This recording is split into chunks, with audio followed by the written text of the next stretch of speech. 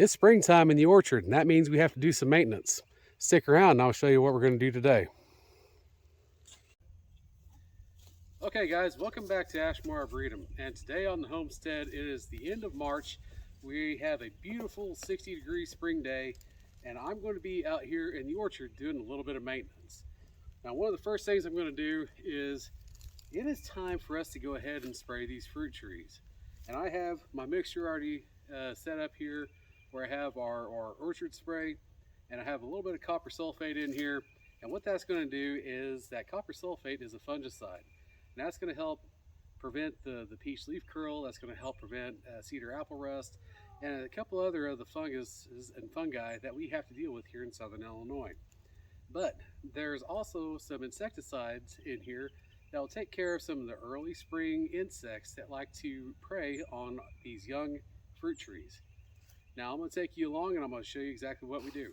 Okay, real quick, this is a pear tree, and this pear tree survived the last 2 nights of frost, thankfully, and we have these flowers open. I did not realize they were opening already, but that's a good thing. Now you spray these trees at different rates at different times. When they have bud break and the flowering stage, the petal fall, green tip, and when they fruit. Now I don't think I have that in the correct order, but that's when you spray these fruit trees, and you spray them at different rates and different applications depending on what the tree is doing at that time. Now over here, this pear tree,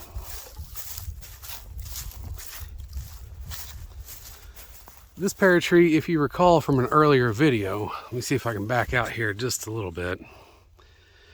This pear tree is already coming back with a lot of vigor. My twin brother and I, we cut probably 15 feet off the top of this tree again, and obviously this tree is doing very, very well, and that's what I like to see. Already we're leafing out.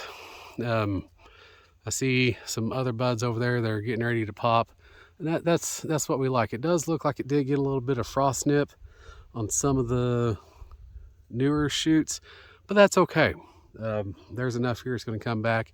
What I really like to see is I'd like to see all those fruit spurs. All those fruit spurs.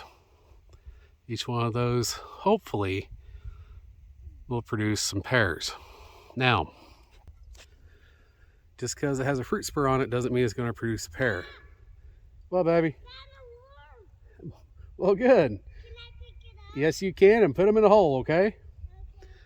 My daughter's out here today helping me dig in the orchard, and I actually have 4 more fruit trees to plant. I don't know if I'm gonna get them in today or not, but we're gonna go ahead and get these trees sprayed and get out of here. And if I have time, I'll come back and I'll do some digging for the next 4 fruit trees. One more thing I have to contend with here on the Ashmore Arboretum homestead is when I purchased this property, this was not all like this, all open back here. It all looked like this little section right here. I got to come in here with the chainsaw. I got to get that knocked down. I got to bring the tractor back here and get that all mowed down. And actually, looking at the grass growth, it's time to get the bush hog out anyway. I try to bush hog this about 4 times a year. I don't want to disturb it too awful much, but I try to get back here about 4 times a year and get this all knocked down and laid down so it doesn't get out of hand on me. But right now, we're not going to worry about that. We're going to go off and we're going to spray our fruit trees.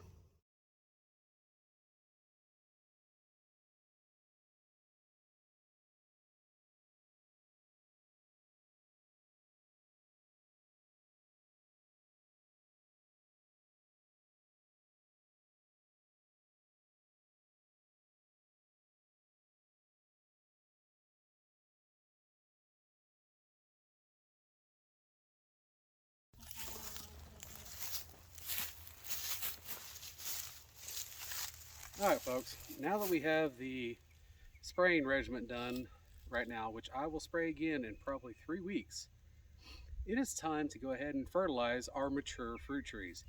Now, what do I consider a mature fruit tree? A tree that has been on this property anyway for longer than 2 growing seasons. I'm going to call that a mature fruit tree.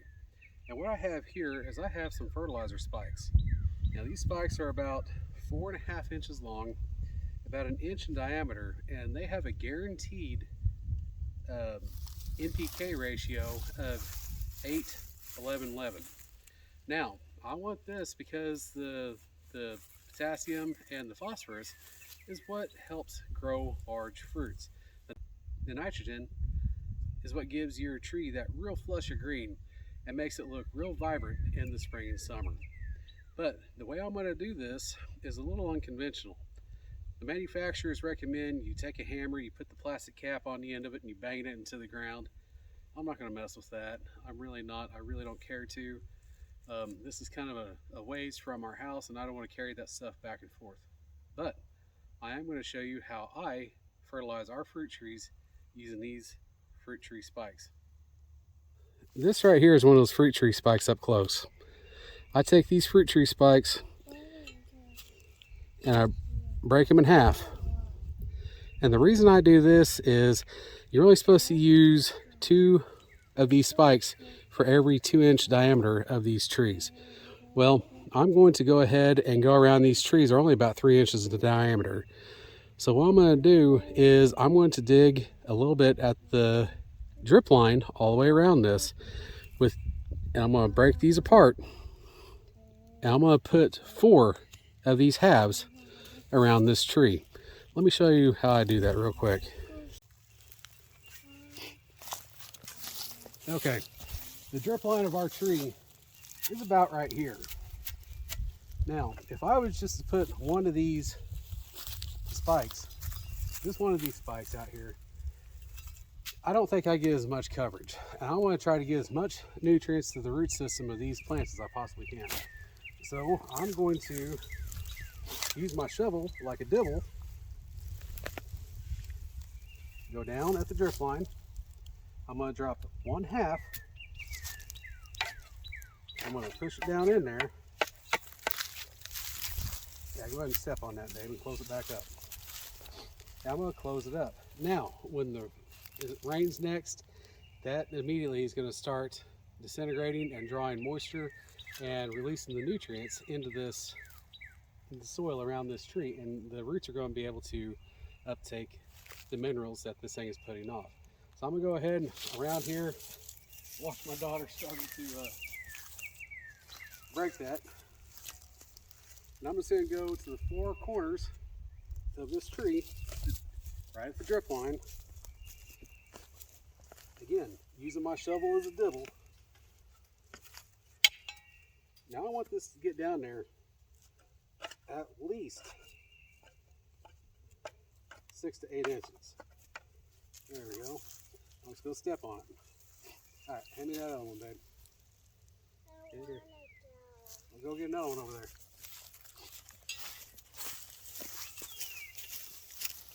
Right here at the drip line. Open it up. Now this one's not broke yet. I'm gonna hit it. Slide it in. Folks, if you ever put one of these things in the way the manufacturers recommend, you'll understand this is substantially easier. I'm going to take this last one here into this last hole.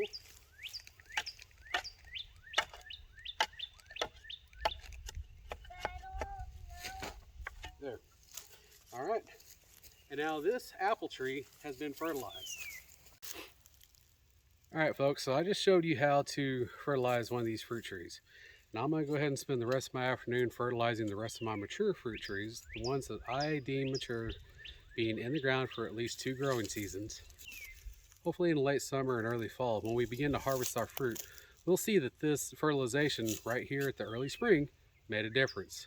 So if you like this type of content and you want to learn more about orchard culture and homesteading and how to be self-sufficient, please give my channel a like, share, and subscribe. It gives me the motivation to continue to make these types of videos, and I'm going to go ahead and pass along some information to my children. So thanks for watching.